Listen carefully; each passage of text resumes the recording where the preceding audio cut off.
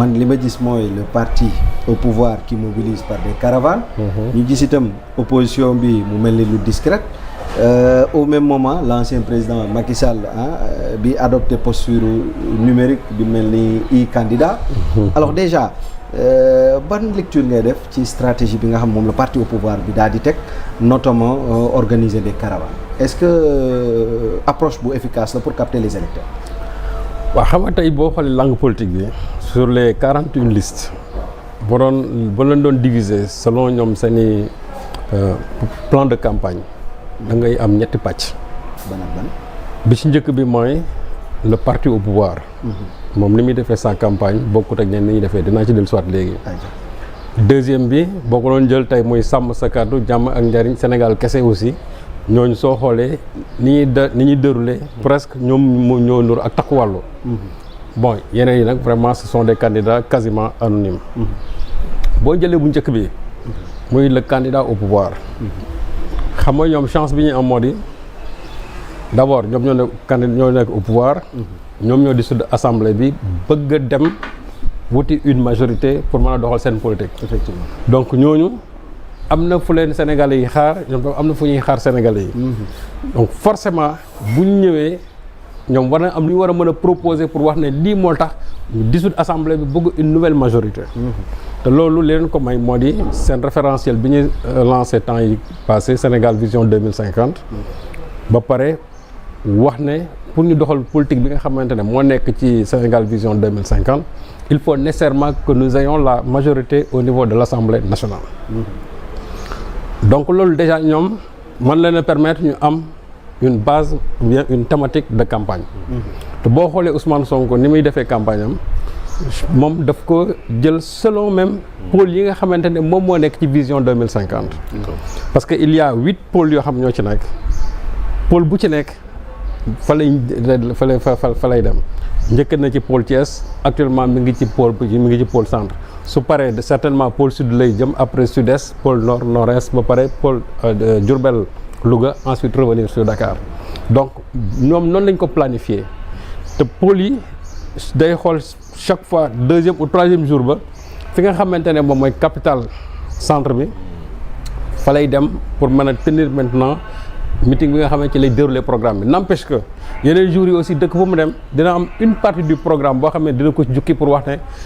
fii nga xamante ne fi lañ nekk fii lañ bëgg a yóbbu réew mi dans 5 ans ak ba 2050. mais 5 ans yi fas yéene nañ fi def lii. wax li nga xamante ne moo fa am comme potentialité wax aussi li nga xamante ne moom lañ ko war a injecter comme xaalis pour war a mën a suqali gox yooyu. donc déjà loolu mën naa wax ne lu concret la et c'est là où vraiment on attend encore les autres boo xoolee même au niveau national ñi nga xamante ne ñoom ñoo nekk ci biir Pastef c'est le même discours de campagne moom la ñuy yor ñoom tamit boo xoolee fii au niveau de Dakar ñoom Abbas Fall ñoom Dayru Thiam partout foo dem ñoom malgré caravane yooyu mais n'empêche que aussi chaque fois bu ñu demee ci population yi c'est le même discours qu'ils tiennent au niveau national presque waa Pastef ñoom ils ont fait un maillage au niveau national fépp foo mën a dem da nga leen fekk actuellement ñu ngi battre campagne léegi nag soo jëlee par exemple soo jëlee deuxième groupe bi muy Sénégal kese muy jàmm ak njariñ muy sàmm sa kàddu on a l'impression que ñoom Dakar rek lañ yem c'est vrai que actuellement Amadou Ba moom génn na Dakar mais soo jëlee par exemple sàmm sa kàddu je crois que c'est la coalition la plus décevante. Pourquoi ma ne c'est la coalition la plus décevante parce que d'abord ñoom amuñu programme de législature ils n'ont rien à proposer jusqu'à aujourd'hui amul kenn ku ci taxaw wax ne sunu programme lii ak lii la man naa leen même sax ngeen war a mën a toog démanteler complètement le programme de comment dirais-je de Pastef loolu déjà rek yéen mën naa ne sax programme la. parce que bu ngeen taxee ngeen ne lii nga xam ne moo nekk ci téere bi baaxul nangam ak nangam et ngeen joxe argument yu solide yoo xam ni sénégalais yi mën nañu wax ne ñi nekk la ñu proposé amul leen lu ci baax mais defuñu loolu boo dégloo par exemple seen discours de campagne Omar wax na ko léegi quasiment foo leen dégg ay saaga la c'est des menaces waxu violence. démb vraiment j'étais un peu déçu sax par mon neveu Pape Djibi parce que quand je l'ai entendu dire que oui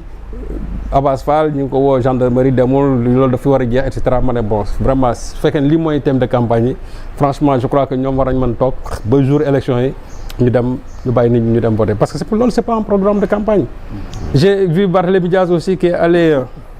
en tout cas je crois vers des religieux pour parler encore de la laïcité, bon, surtout pour fustiger le fait que Ousmane Sonko ait parlé du problème, en tout cas le voile à l'école. Loolu aussi pour moi c'est pas un programme de campagne. Sénégalais yi dafa am feneen fu leen di xaar. Donc boo leen xoolee nag tey faute d'avoir un discours de campagne, ils se projettent maintenant dans la violence. C'est-à-dire qu'on les attendait sur la violence des idées, mais maintenant ñoom ils se projettent sur la violence physique. Parce que bu fekkee ne amoon le propos sénégalais li nga def le tout mooy jéem a basculer dans la violence. Donc ils sont dans la provocation et je crois que waa Pastef aussi il faut qu'ils fassent attention pour ne pas tomber dans leur piège. Parce que ñoom j'ai l'impression que bëgguñoo dem actuellement ni ci élection yi. Donc il faut faire le tout provoquer leen dugg ci affaire violence et cetera bon utiliser yenn médias yeeg yooyu parce que quand j'ai entendu certains parler même de en tout cas di daal ci waa Pastef yi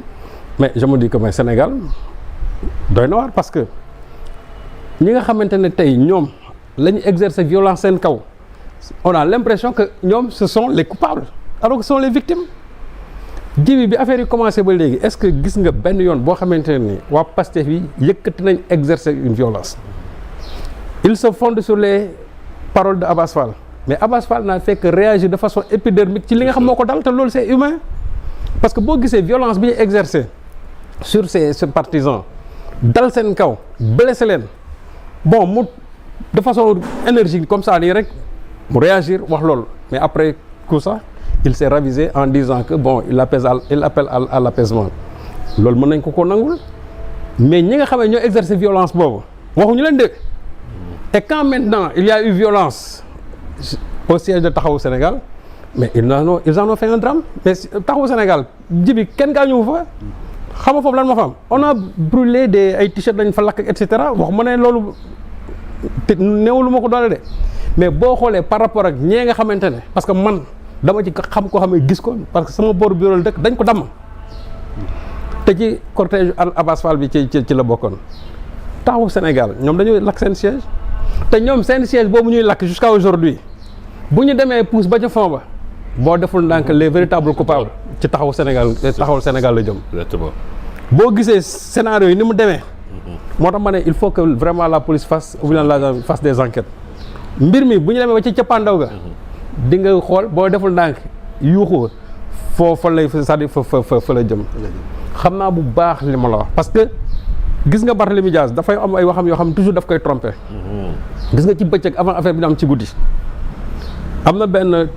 réunion benn conférence de presse bu mu tenir mu ne ñii dañoo tiit actuellement ba boo deful ndànk sax su guddi jotee ñoom dañ leen taal seen siège ba pare ñun jiñ ñu ko ca guddi ga ñu taal siège ñu taal non c'est-à-dire ci bi yow tamit loolu c'est son subconscient qui parle c'est son subconscient qui parle yaa ngi dégg donc moo tax ma ne la nañ mën a enquête bi rek ce qui s'est passé à Koungheul hier mais seen kaw lañ dal da nga gis waa Pastef yi réagir peut-être ils sont défendus mais su fekkante ne réellement ñoom doole ji ñu am exercer defoon nañ ko seen kaw mais ay néew dañ fa am mais waa Pastef il faut qu'ils évitent ça parce que ñoom foofu lañ leen bëgg indi faire de sorte que ñu ne campagne bi il y a eu des morts et cetera nañ ko reporter et cetera mais loolu nag waa ministère de l'intérieur aussi dañu war a jël seeni matukaay parce que provocation yi mi ngi bëgg a bëri te am na nit ñi foo xam ne nii bu ñu fa excès ñoom ñooy régler seen bopp.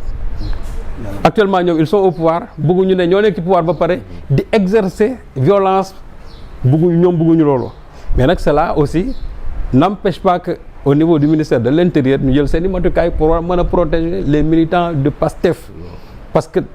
Pastef nee naa leen ba mu nekkee ci opposition bi segam la amoon doole mën a dékkandiku violence Macky Sall waxatuma laa que aujourd'hui ils ont non seulement seen i force ba pare ils ont encore le pouvoir avec eux. Donc je crois que côté boobu ñoom il faut qu'il fasse beaucoup attention donc pour revenir tout simplement ci programme de campagne wax ne tout simplement que waa Sàmm Sa Kàddu amuñu programme ils n'ont pas du tout un programme boo demee Sénégal kese aussi le seul programme c'est quoi c'est toujours tiré sur Ousmane Sonko moytu leen manipulateurs yi moytu leen menteurs yi nous sommes des êtres de valeur et cetera alors que ki nga xam moom mooy prôneur valeurs yooyu fii la fi Farba Ngom taxaw ne ko wax ko accuser ko de corruption concernant des histoires en tout cas sur le pétrole ba tey jii moom ci boppam nangu cee wax xam nga loolu dafa nekk benn tache noire boo xamante ne daf ko war a leeral parce que bu fekkee da ngay prôner ay valeurs nit taxaw wax la ne man damaa jël nga jël loolu yow da nga ko war a taxaw nga leeral ko parce que bu dul dëgg mais tu fais une plainte yow yaa ngi dem di porter plainte ci affaire ONAS bi je ne sais pas affaire Azer au même moment yow sa bos ngi ne nii taxaw ne ñu ko ne taxaw te bëggoo cee wax c'est-à-dire que yow yaa ngi bàyyi sa góom ba pare dem ne da nga bëgg a faj góomu jàmbur moo tax ma ne nit ñi on a l'impression que très souvent aussi ils sont devenus complètement amnésiques léegi pour jeexal ci dernière partie bi mooy les candidats quasiment anonymes soo déggee ñoom ni ñuy waxee nga xam ne sax franchement nit ñi xamuñ sax le rôle d'un député parce que j'ai entendu quelqu'un dire waaye bu ñëwee nous allons construire des routes et cetera nangam ak nangam bon je me dis que quand est-ce qu'un député vraiment construit des routes et Amadou Ba aussi j'ai entendu son discours mais à l'entendre parler tu as l'impression Omar que Amadou ce n'était pas l'ex-premier ministre il y a de cela quelques 8 mois Absolument. parce que Amadou Ba qui parle d'assainissement qui parle d'urbanisme qui parle d'immigration clandestine en disant que les solutions sont là alors que yow tu as fait presque 10 ans dans le pouvoir en tant que premier ministre en tant que ministre des finances régler au problème boobu et il se permet maintenant d'insulter l'intelligence des Sénégalais en leur disant que il faut corriger l'erreur du 24 mars ça veut dire que donc tous ces gens 54% qui ont voté c'est-à-dire ils ont commis une erreur en comme celui qui détient la vérité non il faut quand même qu'il arrête parce que gis na nit bala ngay wax dara da ngay gëstuwaat sa ginnaaw Amadou Ba li muy wax toujours dafa war a gëstu daal ne waa man est-ce que maa ngi woon ci nguur gi wala new ma fi yow bi nga nekkee ci pouvoir bi am lépp mënoo koo def nga bëgg a taxaw nga ne même tey soo dem assemblée nationale am fa majorité alors que toi tu ne gères pas l'exécutif looy def quand même il faut que les gens arrêtent aussi Djibi il ne faut pas qu'on prenne les Sénégalais pour des demeurés franchement alors mu ngi noonu Amadou Ba bi mu wax il fait partie maintenant de l'opposition mais opposition bi doyen dañ ko percevoir